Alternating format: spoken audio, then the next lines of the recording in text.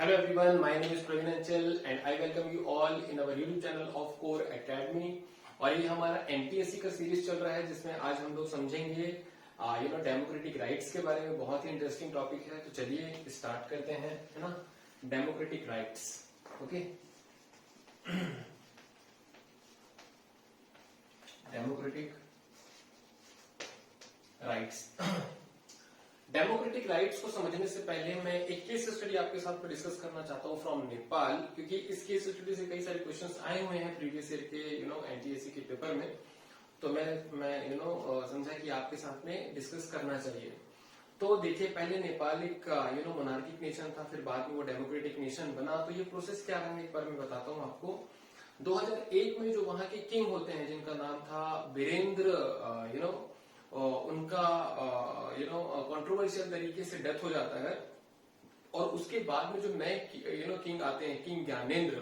तो किंग ज्ञानेंद्र जो वहां के इलेक्टेड प्राइम मिनिस्टर और पूरी जो सिस्टम होती है उसको डिसमिस करके अपना रूल स्टार्ट कर देते हैं, जिसके खिलाफ में वहां के जो लोग हैं, नेपाल के जो लोग हैं, वो प्रोटेस्ट कर देते हैं 2006 में, है ना। और वहां की जो मेजर पॉलिटिकल पार्टीज है वो आपस में मिलके 7 पार्टी अलायंस बनाते हैं और प्रोटेस्ट करते हैं, जिसके बाद में जो किंग ज्ञानेंद्र को ये सभी चीजों को एडमिट करना पड़ता है और फिर से डेमोक्रेसी वापस आती है नेपाल में। और जो नए प्रधानमंत्री बनते हैं नेपाल के, उनका नाम होता है गिरिजा प्रसाद कोइराला, है ना। तो ये एक पूरा केस स्टडी था नेपाल का कि कैसे एक मोनार्किक देश जो है वो डेमोक्रेसी बना, फिर कैसे फिर से एक नया किंग आते हैं और उसको चेंज कर देते हैं, फिर लोगों को प्रोटेस्ट होता है, फिर से वो जो है डेमोक्रेसी बन जाता है, ठीक है, डेमोक्रेटिक कंट्री बन जाता है। तो इसमें से कुछ क्वेश्चंस आते हैं, जैसे कि किंग ज्ञानेंद्र कौन से देश को बिलोंग करते हैं, तो नेपाल को बिलोंग करते हैं, ठीक है। वो कौन से किंग थे जिन्होंने डेमोक्रेसी को हटाकर, इलेक्टेड पार्लियामेंट को हटाकर अपना रूल स्टार्ट किया, तो वो भी किंग ज्ञानेंद्र थे। लोगों ने प्रोटेस्ट कब किया, तो 2006 में किया। कौन सा वो पॉलिटिकल पार्टी है जिसने इसमें कौन सा वो अलायंस था, तो वो था 7 पार्टी अलायंस। ये भी क्वेश्चन आता है कि 7 पार्टी अलायंस किसको बिलोंग करता है, कौन से देश को बिलोंग करता है, तो नेपाल को बिलोंग करता है ना। और 2006 में जब डेमोक्रेसी वापस आया तो कौन वहां के प्रधानमंत्री बनते हैं, तो याद रखिएगा गिरिजा प्रसाद कोइराला, है ना। और एक चीज और याद रखिएगा कि नेपाल का जो कैपिटल है उसे कहते हैं काठमांडू, है ना। जैसे भारत का कैपिटल दिल्ली है ना, वैसे ही नेपाल का जो कैपिटल है उसे क्या कहते हैं, काठमांडू कहते हैं, ओके। और इसके बाद में एक चीज और मैं आपको बताना चाहूंगा। एक देश है बोलीविया, जो कि लैटिन अमेरिका में आता है। वहां पर एक वाटर वॉर हो गया था, पानी के लिए युद्ध हो गया था। एक्चुअली हुआ क्या था कि वो एक गरीब देश है, तो हुआ क्या था कि वहां पहले म्युनिसिपैलिटी लोगों को वाटर फैसिलिटी प्रोवाइड किया करती थी, जो कि काफी रिजनेबल था, काफी सस्ता था। लेकिन बाद में वहां की जो सरकार ने उस पूरे कॉन्ट्रैक्ट को म्युनिसिपैलिटी से हटाकर मल्टीनेशनल कंपनी को दे दिए। तो वो मल्टीनेशनल कंपनी जो थी ना, वो बहुत ज्यादा चार्ज, लगभग 4 से 5 गुना ज्यादा चार्ज जो है वो लोगों से कलेक्ट करना स्टार्ट कर दिए। फीस जो वो अमाउंट होता था उसको 4 गुना बढ़ा दिया वो, जिसकी वजह से लोगों को बहुत ज्यादा परेशानी हुई और उन्होंने क्या कर दिया, रिवॉल्ट कर दिया। और बाद में जो है डिसीजन लेना पड़ा गवर्नमेंट को और मल्टीनेशनल कंपनी को वहां से भागना पड़ा और फिर से जो वो पूरा मैनेजमेंट था वो म्युनिसिपैलिटी के पास में आ गया। और म्युनिसिपैलिटी ने फिर से कीमतों को कम करके जो पुरानी कीमतें थे उसे फिर से इम्प्लीमेंट कर दिए। तो इसे कहते हैं बोलीविया का वाटर वॉर, है ना। कहां पर है बोलीविया, लैटिन अमेरिका का एक देश है, ठीक है। लैटिन अमेरिका को जो साउथ अमेरिका भी कहते हैं, जो ऊपर नॉर्थ अमेरिका, नीचे साउथ अमेरिका, तो साउथ अमेरिका वाले पार्ट को लैटिन अमेरिका भी कहा जाता है, ओके। सो ये जो बोलीविया है और ये जो नेपाल का केस स्टडी है उससे भी कई बार क्वेश्चंस आ जाते हैं, तो ये आप प्लीज याद रखिएगा। उसके बाद में चलते हैं हम लोग democratic the topic that is called as democratic rights की, और हम लोग चलेंगे बहुत अच्छे से इसे पूरे कंप्लीटली हम लोग डिस्कस करेंगे। तो सबसे पहले समझते हैं कि डेमोक्रेटिक राइट्स की जरूरत क्यों पड़ती है। तो इसकी जरूरत क्यों पड़ती है इसे समझने के लिए ना कुछ और केस स्टडी को देखना बहुत जरूरी है। एक मैं आपको केस स्टडी बताऊंगा अमेरिका से, दूसरा मैं केस स्टडी बताऊंगा सऊदी अरबिया से, और तीसरा आपको बताऊंगा यूगोस्लाविया से, जो कि बहुत ही इंपॉर्टेंट तीनों एग्जांपल्स हैं, है ना। तो चलिए इसे हम लोग स्टार्ट करते हैं। तो सबसे पहले मैं आपको बताना चाहूंगा अमेरिका से, ठीक है। So here we will discuss about America. Actually क्या हुआ था ना अमेरिका में, ये बहुत ही फेमस अटैक है जिसे कहते हैं 9/11 का अटैक। तो 2001 था, है ना, साल। और 9/11 जो अमेरिका में डेटिंग होता है ना, वो जस्ट अपोजिट होता है भारत से, ठीक है। भारत में पहले हम लोग लिखते हैं डेट, फिर उसके बाद मंथ, लेकिन अमेरिका में पहले लिखा जाता है मंथ, फिर उसके बाद डेट। तो ये क्या है, 11 सितंबर, है ना। तो 11 सितंबर का जो था वो दिन था, है ना। उसामा बिन लादेन उस समय के सबसे बड़े टेररिस्ट थे पूरी दुनिया के। तो उसामा बिन लादेन ने जो प्लेन हाईजेक करवा लिया था अमेरिका में, और उस प्लेन ने वहां के बहुत ही फेमस टावर था जिसे कहते हैं वर्ल्ड ट्रेड सेंटर, तो वहां पर जाके उसे अटैक कर दिया, जिसमें बहुत से लोगों की मृत्यु हो गई थी। तो इस पूरे एपिसोड को क्या कहते हैं, 9/11 अटैक, है ना। और इसी 9/11 के अटैक के बाद में अमेरिका ने जो अपना इमरजेंसी नंबर होता है उसे 9/11 रखा। जैसे भारत में जो इमरजेंसी नंबर होता है वो 100 होता है ना, 100, वैसे ही अमेरिका का जो इमरजेंसी नंबर है वो है 9/11, ठीक है।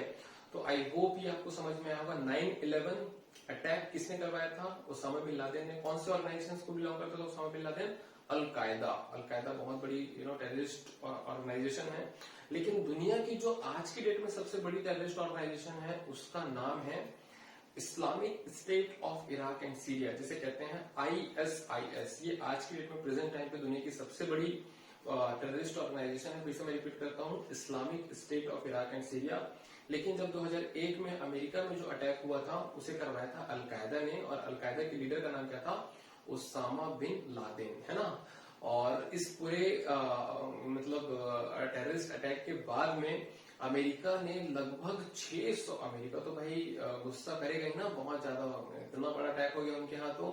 तो अमेरिका ने लगभग 600 लोगों को, जिनके ऊपर में उनको डाउट था, उसको अरेस्ट किया बिना किसी एविडेंस, बिना किसी प्रूफ, बिना किसी रूल्स एंड रेगुलेशन को फॉलो किए हुए, और उन्हें एक जगह है जिसे कहते हैं ग्वांटानामो बे, है ना, याद रखिएगा, ये मैं लिख देता हूँ, ग्वांटानामो बे, ओके। ग्वांटानामो बे। तो ये जो ग्वांटानामो बे है ना, वो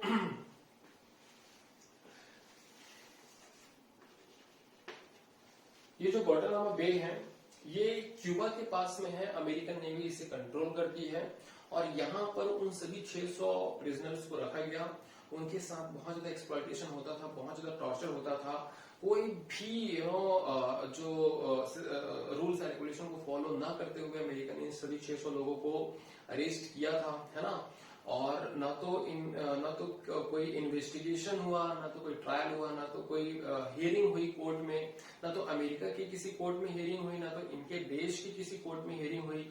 और इन सभी चीजों को अवॉइड करते हुए अमेरिका इनके ऊपर बहुत ज्यादा एक्सप्लॉयटेशन करता था, टॉर्चर करता था, जिसकी वजह से इनका जो बेसिक ह्यूमन राइट्स है वो वायलेट हुआ।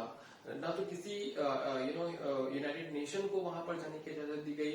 एमनेस्टी इंटरनेशनल, जो कि दुनिया की सबसे बड़ी ह्यूमन राइट्स ऑर्गेनाइजेशन है, याद रखिएगा नाम, एमनेस्टी इंटरनेशनल, ने अपना एक इंक्वायरी किया जिसमें उन्होंने पाया कि वाकई में अमेरिका ने जो है लोगों के ऊपर बहुत ज्यादा अत्याचार किया, है ना, उनके राइट्स को वायलेट किया।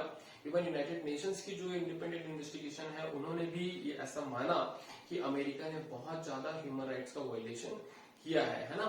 तो इस पूरे प्रोसेस से हमें क्या समझ में आता है कि कई बड़े बड़े देश, है ना, भी ह्यूमन राइट्स का वायलेशन करते हैं, ठीक है। तो इस पूरे केस स्टडी से आपको समझना है कि ग्वांटानामो बे कहां पर है, तो कहां पर है भाई, क्यूबा के पास है। कौन कंट्रोल करता था, अमेरिकन नेवी। क्यों फेमस है, क्योंकि 2001 में उन्होंने 600 प्रिजनर्स को वहां पर बंद कर दिया गया था, ठीक है। 9/11 के अटैक से क्वेश्चन आ सकता है कि 9/11 के अटैक कहां हुआ था, अमेरिका में हुआ था। कौन सा टावर था, वर्ल्ड ट्रेड सेंटर, है ना।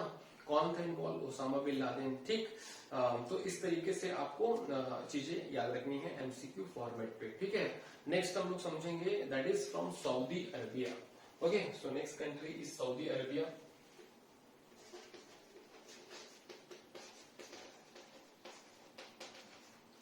Next country is Saudi Arabia, fine.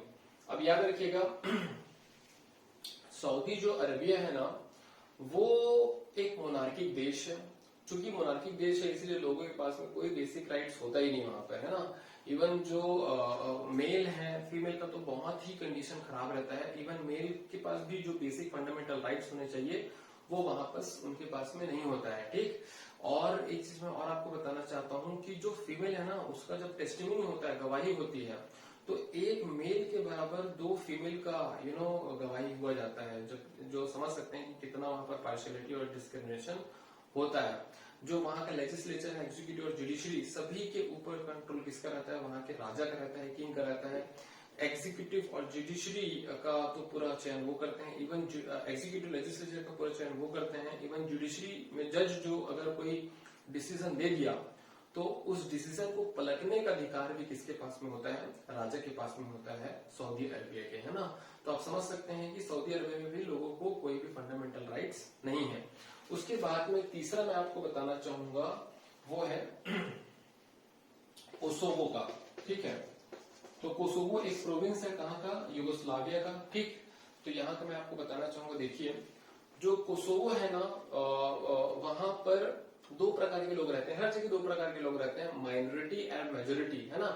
तो कोसोवो में जो मेजोरिटी थे ना, उन्हें क्या कहा जाता था? सर्ब्स। क्या कहा जाता था? SERB, SERB, shrubs. और जो माइनॉरिटी थे उन्हें कहते थे अल्बेनियंस। क्या कहते थे भाई? अल्बेनियंस, है ना, अल्बेनियंस। तो मेजोरिटी थे सर्ब्स और माइनॉरिटी थे अल्बेनियंस, ठीक है। अब ये बताओ कि अगर चुनाव होगा तो कौन जीतेगा? चुनाव होगा तो नॉर्मल सी बात है, मेजोरिटी वाले जीतेंगे, है ना। तो सर्ब्स जो है वो चुनाव जीत गए और अल्बेनियंस हार गए, ठीक है। अब चुनाव जीतने के बाद में इनके जो लीडर थे उनका नाम था मिलोसेविक। क्या नाम था? मिलोसेविक, ठीक है। और मिलोसेविक जो थे ना, वो एक बहुत ही एक्सट्रीम मेंटालिटी के पर्सन थे। वो एक नैरो माइंडेड पर्सन थे, है ना। वो सोचते थे कि मिलोसेविक जो सोचते थे कि इस पूरे कोसोवो रीजन में सिर्फ और सिर्फ सर्ब्स रहे, है ना। अल्बेनियंस को छोड़ देना चाहिए कोसोवो। अगर वो छोड़ते नहीं हैं तो फिर सर्ब्स का जो डोमिनेशन है उसे एक्सेप्ट कर लेना चाहिए अल्बेनियंस को। मतलब मिलोसेविक अल्बेनियंस से क्या करते थे? नफरत करते थे और उन्हें बोलते थे कि या तो आप हमारे एरिया को छोड़ दो या तो हमारा डोमिनेशन जो है वो एक्सेप्ट कर लो। इसकी वजह से जो है ना, इस कोसोवो वाले रीजन में बहुत बड़ा जो है वो मैसेकेयर हो गया। सर्ब्स अल्बेनियंस को मारने लगे, अल्बेनियंस सर्ब्स को मारने लगे, है ना। और बहुत ज्यादा नंबर पे जो है वो अल्बेनियंस का डेथ हुआ था इसमें, क्योंकि वो माइनॉरिटी थे, ठीक है।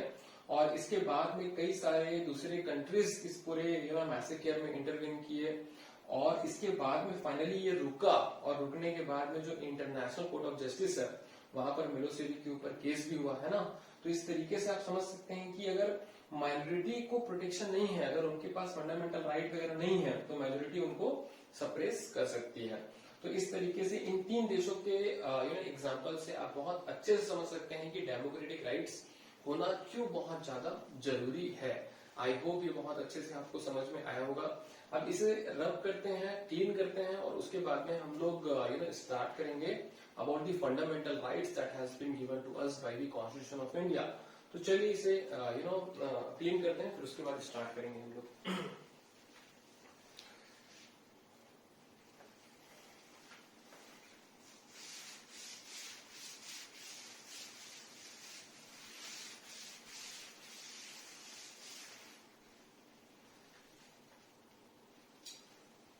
So we will now discuss about the fundamental rights.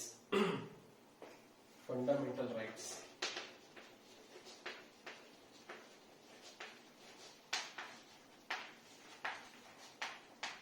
तो फंडामेंटल राइट्स को आप कैसे डिफाइन कर सकते हो? ये एक बेसिक राइट होता है जो कि कॉन्स्टिट्यूशन आपको देता है ना।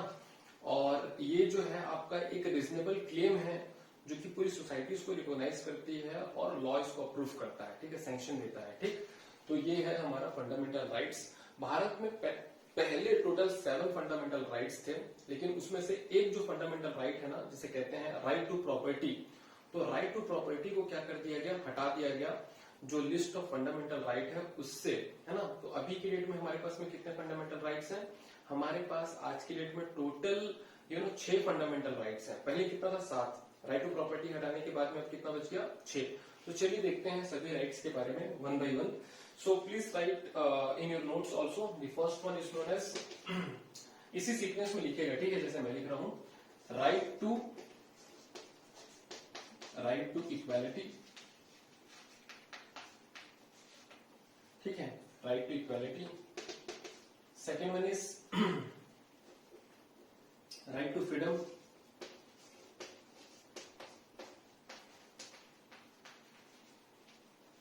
right to freedom.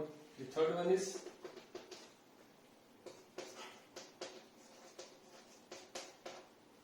right against exploitation. Okay, right against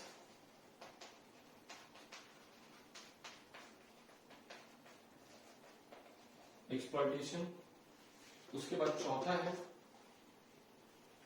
right to freedom of religion.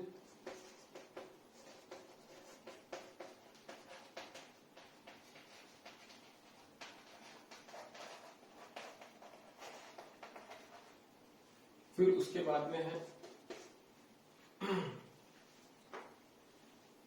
Cultural and educational right,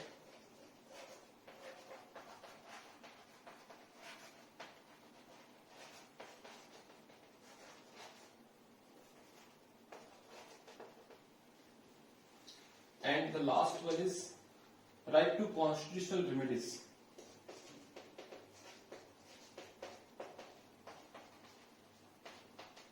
right to constitutional remedies, है ना, इसी सीक्वेंस में लिखिएगा, ठीक है। अब याद रखिए, जैसे मैंने आपको बताया था कि हमारे जो देश का कॉन्स्टिट्यूशन है उसको कई पार्ट्स और कई आर्टिकल्स में डिवाइड किया गया है ना। तो जो फंडामेंटल राइट है ना, वो कौन से पार्ट में आता है? इंडियन कॉन्स्टिट्यूशन के पार्ट नंबर 3 में आता है। कौन से पार्ट में आएगा? पार्ट नंबर 3 में। और ये कौन से आर्टिकल को कवर करता है? This cover article from 12 to 35, है ना। तो इतने आर्टिकल को ये कवर करेगा, फ्रॉम 12 to आर्टिकल 35। ये आता है हमारा फंडामेंटल राइट। फंडामेंटल राइट के अलावा एक और होता है जिसे कहते हैं directive principle of state policy, है ना। तो याद रखिएगा, एक और होता है जिसे कहते हैं directive principle of state policy. तो directive principle of state policy जो है वो कॉन्स्टिट्यूशन के पार्ट 4 में आता है, और ये आर्टिकल 36 से 51 को कवर करता है ना। तो कई बार इसमें से भी क्वेश्चन आ जाते हैं। Directive principle of state policy part 4 of the Indian constitution cover from the article 36 to 51। Directive principle of state policy क्या होता है? ये एक ऐसा डायरेक्शन है जो कि गवर्नमेंट को डायरेक्ट करता है कि कैसा पॉलिसी बनाना चाहिए उनको। बेसिकली इसमें जो सोशल एंड इकोनॉमिक पॉलिसीज है ना, उसको ज्यादा टारगेट किया जाता है ना। तो ये हो गया directive principle of state policy. और जो बेसिक पॉलिटिकल राइट्स है वो हमें मिलता है फंडामेंटल राइट के माध्यम से, है ना। और एक चीज और है फंडामेंटल ड्यूटीज, ठीक। तो फंडामेंटल ड्यूटीज भारत के कॉन्स्टिट्यूशन में कब ऐड किया गया था? तो याद रखिएगा, फंडामेंटल ड्यूटीज भारत के कॉन्स्टिट्यूशन में 1976 में ऐड किया गया था, है ना। So please remember fundamental duties has been added in Indian Constitution in 1976, है ना। पहले 1947 या फिर 1950 से नहीं है, वो बाद में ऐड हुआ फंडामेंटल ड्यूटीज। फाइन। अब देखते हैं ये जो राइट टू इक्वालिटी है ना, पूरा यहां से लेकर यहां तक क्या है? आर्टिकल 12 to 35, है ना। तो याद रखिएगा, राइट टू इक्वालिटी आर्टिकल 12 से 18 तक है ना। आर्टिकल 12 से 18 तक। उसके बाद राइट टू फ्रीडम है आर्टिकल 19 से 22 तक। उसके बाद राइट अगेंस्ट एक्सप्लॉयटेशन है आर्टिकल 23 एंड 24, है ना। उसके बाद है right to freedom of religion article 25 to 28। Okay. उसके बाद है cultural and educational rights article 29 and 30, है ना। जो राइट टू प्रॉपर्टी मैंने बताया था ना, राइट टू प्रॉपर्टी, तो राइट टू प्रॉपर्टी आर्टिकल 31 के अंदर पे आता था, लेकिन उसको हटा दिया गया है। इसलिए राइट टू कॉन्स्टिट्यूशनल रेमेडीज किस में आएगा? आर्टिकल 32 में आएगा, है ना। तो इतने सारे हमारे पास में जो है वो राइट्स हैं। तो सबसे पहले हम लोग स्टार्ट करते हैं राइट टू इक्वालिटी।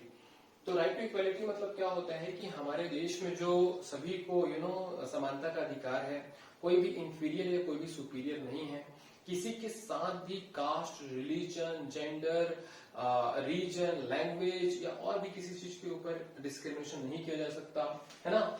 और अनटचेबिलिटी को पूरी तरीके से बैन किया गया है in right to equality, and untouchability has been abolished in India under article 17, है ना। तो आर्टिकल 17 के तहत अनटचेबिलिटी को बैन किया गया है भारत में। एक और क्वेश्चन आता है कि क्या रिजर्वेशन राइट टू इक्वालिटी को बाधित करता है, क्या उसको रिस्ट्रेन करता है रिजर्वेशन?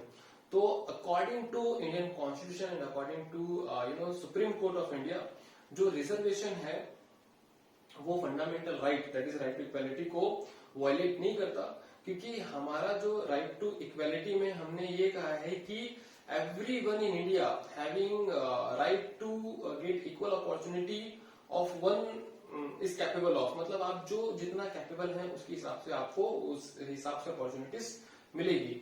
तो चूंकि जो SC ST हैं वो उनको बहुत ज्यादा एक्सप्लॉयटेशन हुआ है उनके साथ में पहले, है ना, और उनका सोशल कंडीशन को अपलिफ्टमेंट करने के लिए रिजर्वेशन बहुत जरूरी है, इसलिए रिजर्वेशन वैलिड है और वो राइट टू इक्वालिटी को वायलेट नहीं करता, ठीक है। तो ऐसा मानना है हमारे कॉन्स्टिट्यूशन का और हमारे सुप्रीम कोर्ट ऑफ इंडिया का, तो ये आप याद रखिएगा, ठीक। So please remember right to equality, everyone is equal and everyone has equal right to get equal opportunities, है ना, for government jobs and government institution wherever it is required. Fine. So right to equality is, I think, very much clear to all of you. Article 12 to Article 18. Article 17 untouchability को ban करता है, ठीक है। उसके बाद देखते हैं right to freedom. तो राइट टू फ्रीडम आर्टिकल 19 से आर्टिकल 22 तक जाता है। देखिए राइट टू फ्रीडम में बहुत सारी चीजें हैं ना, जैसे राइट टू लाइफ भी राइट टू फ्रीडम के अंदर पे आता है। राइट टू लाइफ किसमें है? आर्टिकल 21 में, है ना। अब राइट टू लाइफ में देखिए राइट टू हेल्थ भी आ जाता है, क्योंकि आपके पास हेल्थ का राइट नहीं होगा तो फिर कैसे आप जिंदा रहोगे, ठीक है। तो right to health comes under right to life and right to life comes under right to freedom, okay. So right to life कौन से आर्टिकल में आता है? आर्टिकल 21 बीच में आता है, ठीक है, आर्टिकल 21 में। और राइट टू एजुकेशन भी राइट टू लाइफ का पार्ट है ना। तो इस तरीके से आप याद रखेंगे, ठीक है। कहने का मतलब ये है कि राइट टू फ्रीडम हालांकि दिया हुआ है, लेकिन इसके अंदर भी बहुत सारी चीजें होती हैं, ओके।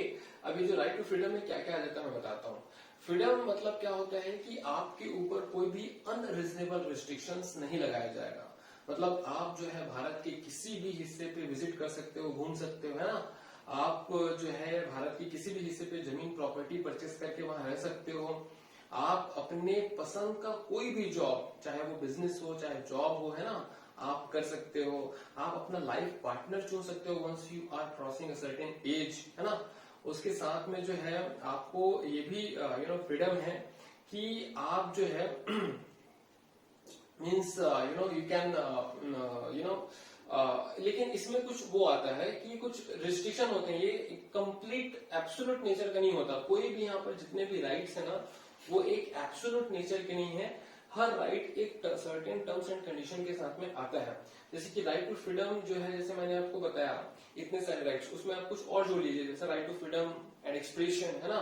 आप एक पॉलिटिकल पार्टीज भी बना सकते हो, ग्रुप बना सकते हो, ठीक है। लेकिन जैसे मान लीजिए कि आप पॉलिटिकल पार्टी बना रहे हो, ग्रुप बना रहे हो, इसका मतलब ये नहीं कि टेररिस्ट ऑर्गेनाइजेशन बना दोगे, ये अलाउ नहीं होता है, ठीक है। और जैसे कि you have the freedom to protest your government through doing strike, dharna, protest, लेकिन ये सभी क्या होने चाहिए? पीसफुल होने चाहिए। ऐसा नहीं कि आप गन वगैरह लेके आ गए और प्रोटेस्ट धरना कर रहे हो, है ना। तो ये सभी चीजें जो है वो अलाउड नहीं होती हैं, ओके। जैसे आप गवर्नमेंट को क्रिटिसाइज कर सकते हो, लेकिन देश को क्रिटिसाइज अपने देश के बारे में बुरा नहीं बोल सकते, fine. So this is right to freedom. So everything comes under, जैसे आपको कहीं भी घूमने की आजादी है, लेकिन आप किसी के घर में रात को नहीं एंटर कर सकते, that I have the right to freedom, I can enter anywhere. तो ये जो सभी चीजें हैं ना, that always comes under certain terms and condition. This rights are not absolute in nature. Absolute मतलब कि जैसा है वैसा नहीं है, कुछ इसमें रिस्ट्रिक्शंस हैं, okay. So I hope right to freedom आपको बहुत अच्छे से समझ में आ गया होगा, है ना। उसके बाद हम लोग देखेंगे that is right against exploitation, है ना। तो राइट अगेंस्ट एक्सप्लॉयटेशन हम लोग समझते हैं। ये जो है आर्टिकल 23 और आर्टिकल 24 इसके बारे में डिफाइन करता है। एक्चुअली इसमें हम लोग तीन चीजों के बारे में समझेंगे। That is first one is child labour, second one is human trafficking and the third one is bonded labour, है ना। तो जो चाइल्ड लेबर होता है मतलब कि अगर आपकी एज 14 साल से कम है तो किसी भी हजारियस वर्क में आपको अपॉइंट नहीं किया जा सकता, चाहे वो फैक्ट्री हो, चाहे वो माइनिंग एक्टिविटीज हो, है ना। तो इन सभी चीजों में जहां पर लाइफ का थ्रेट हो वहां पर आपको बिल्कुल भी अपॉइंट नहीं किया जा सकता if your age is below 14 years ना। डेंजरस हजारियस वर्क में आपको अपॉइंट नहीं किया जा सकता, that will come under the child labour. Okay, दूसरा है आपका ह्यूमन ट्रैफिकिंग। तो ह्यूमन ट्रैफिकिंग मतलब कि इंसान का खरीद और बेचना, trade of the human being is called as human trafficking. Basically जो वुमेन है और जो बच्चे हैं उनका ह्यूमन ट्रैफिकिंग बहुत ज्यादा होता है। ये बहुत बड़ा क्राइम है इंडिया में and this is the complete violation of the fundamental right. उसके बाद में जो है बॉन्डेड लेबर का, तो जो बॉन्डेड लेबर मतलब क्या होता है, इसमें बेगार और फोर्स लेबर होता है ना। तो बेगार मतलब जो बेगार और मैंने बताया तो बॉन्डेड लेबर। ओके, सो बेगार मतलब क्या होता है कि अगर आपका कोई मास्टर है जो आपसे काम करा रहा है तो या तो वो आपको पैसा नहीं दे रहा है या तो बहुत कम पैसे दे रहा है, तो उसे क्या कहेंगे, बेगार बोलेंगे। और अगर ये बहुत लंबे समय तक चलता आ रहा है तो उसे क्या कहेंगे, बॉन्डेड लेबर कहेंगे, बंधुआ मजदूर कहेंगे। ठीक है, सो आई होप ये आपको तीनों समझ में आ गया होगा। Once again I am repeating, the first one I said that is child labour, the second one I said that is human trafficking, and the third one I said that is what bonded labor. Okay, so this is what right against exploitation. Fine. उसके बाद है right to freedom of religion. ये article 25 से article 28 को comprise करता है। तो right to freedom of religion में क्या आ जाता है आपका कि आप जो है वो आपको आजादी है कि आप किसी भी रिलीजन को फॉलो कर सकते हो।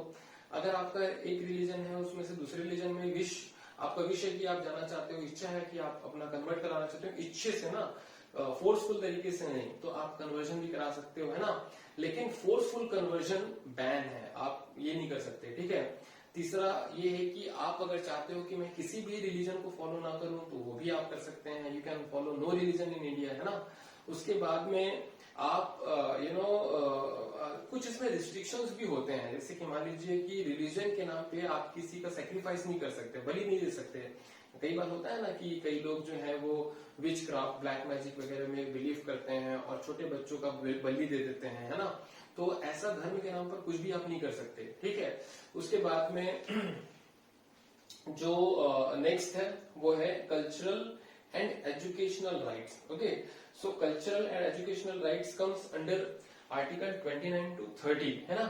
तो यहाँ पर आपको पूरा आजादी है कि अगर आपका कुछ स्पेशल लैंग्वेज है या फिर कल्चर है तो उसे आप प्रोटेक्ट कर सकते हो, प्रमोट कर सकते हो, सपोर्ट कर सकते हो, है ना। तो ये जो है आपको कौन देता है, कल्चरल एंड एजुकेशनल राइट्स देता है। कोई भी व्यक्ति को आप कल्चर एंड लैंग्वेज के बेसिस पे किसी भी गवर्नमेंट इंस्टीट्यूशन या फिर गवर्नमेंट फंडेड इंस्टीट्यूशन से एडमिशन के लिए मना नहीं कर सकते, है ना। ये वायलेट हो जाएगा फंडामेंटल राइट का। ठीक है, तीसरा आप अगर माइनॉरिटी हैं, आपकी जनसंख्या कम है, okay, so you have the full right to open any government any educational institutions that can support your culture and language, है ना। तो ये भी आपको आजादी मिलती है under the cultural and educational right, that is article 29 to 30। उसके बाद में आता है राइट टू कॉन्स्टिट्यूशनल रेमेडीज, ये है आर्टिकल 32। अब इसे ना अगर आप 6 फंडामेंटल राइट्स को देखोगे तो इसमें से जो सबसे पावरफुल फंडामेंटल राइट है वो है राइट टू कॉन्स्टिट्यूशनल रेमेडीज, है ना। क्योंकि राइट टू कॉन्स्टिट्यूशनल रेमेडीज ही आपको इन सभी पर्टिकुलर राइट्स को सही तरीके से एंजॉय करने में मदद करता है। मान लीजिए कि अगर ये 6वां राइट नहीं होता तो अगर इनमें से कोई भी आपके एक राइट को वायलेट कर रहा है तो आपके पास में कुछ टूल है ही नहीं कि प्रोटेक्ट करो आप किसी भी राइट को, है ना। लेकिन ये राइट टू कॉन्स्टिट्यूशनल रेमेडीज आपको ताकत देता है कि आप बाकी के राइट को प्रोटेक्ट कर सकते हो। अगर कोई भी ऊपर के सभी 5 राइट्स को वायलेट करता है तो under the right to constitutional remedies आप डायरेक्ट सुप्रीम कोर्ट में अप्लाई कर सकते हो, है ना। और Supreme Court as a guardian act करेगी और आपके फंडामेंटल राइट्स को प्रोटेक्ट करेगी। आप डायरेक्ट सुप्रीम कोर्ट में पिटिशन दायर कर सकते हो अंडर आर्टिकल 32। तो राइट टू कॉन्स्टिट्यूशनल रेमेडीज किस में आता है, आर्टिकल 32 में आता है। और इसे जो फादर ऑफ इंडियन कॉन्स्टिट्यूशन है डॉक्टर बी आर अम्बेडकर, उन्होंने heart and soul of Indian constitution भी कहा है। तो ये भी क्वेश्चन आ जाता है कि which fundamental right is known as heart and soul of Indian constitution. तो कौन सा राइट को कहा जाता है? राइट टू कॉन्स्टिट्यूशन रेमेडीज को किसने कहा था? डॉक्टर बी आर अम्बेडकर ने। डॉक्टर बी आर अम्बेडकर को क्या कहा जाता है? फादर ऑफ इंडियन कॉन्स्टिट्यूशन भी कहा जाता है। सो आई होप आपको ये जो फंडामेंटल राइट का जो पूरा कॉन्सेप्ट है वो बहुत अच्छे से समझ में आया होगा, है ना। अभी तो प्रोटेक्शन की बात हो गई, अब इसे और अच्छे से प्रोटेक्ट करने के लिए हमारी सरकार ने एक कमीशन का गठन किया है जिसे कहते हैं नेशनल ह्यूमन राइट्स कमीशन। तो उसके बारे में भी थोड़ा देख लेते हैं। नेशनल ह्यूमन राइट्स कमीशन,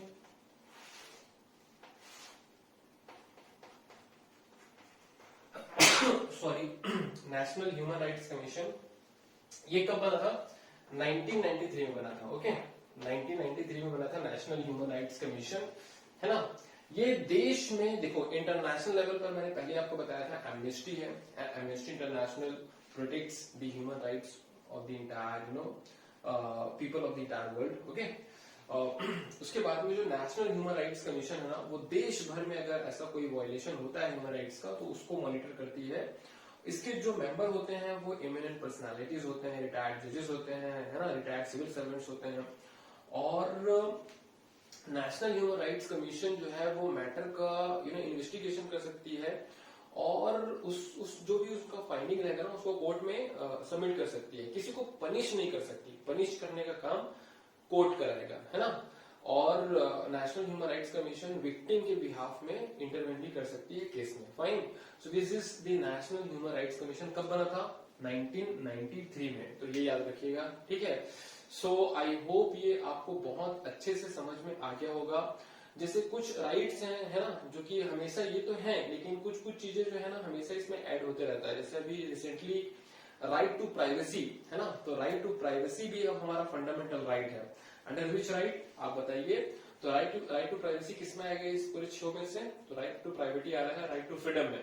तो राइट टू फ्रीडम के अंदर हमें राइट टू प्राइवेसी भी मिल रहा है, ठीक है। और जैसे मैंने आपको बताया था, है ना, राइट टू हेल्थ भी इसमें आ रहा है, right to food. Okay, so right to food is also coming under the right to freedom. Okay, so this is the complete explanation of this topic which is called as democratic rights. I hope आपको बहुत अच्छे से समझ में आया होगा। कहीं पर कोई प्रॉब्लम, परेशानी, समस्या, डाउट हो तो please comment below and let us know. And if you like the video then please hit the like button and subscribe to our channel. Now we will meet in the next video. Till then, bye bye, take care, thank you.